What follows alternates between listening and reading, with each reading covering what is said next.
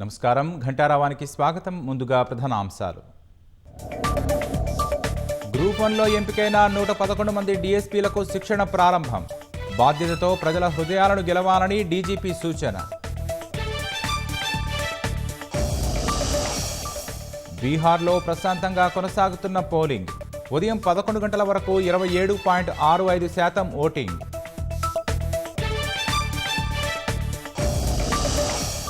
బఖ్తియార్పూర్లో vote వేసిన CM Nitish Kumar. బీహార్లో మరోసారి అధికారం చేపడతామని ధీమా.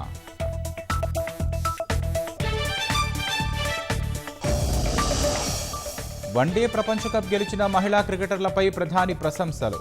భవిష్యత్తును మరిన్ని విజయాలు సాధించాలని ఆకాంక్ష.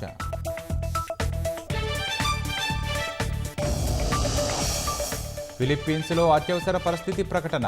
కల్మేగి తుపాను బీభత్సంతో దేశాధ్యక్షుడి నిర్ణయం.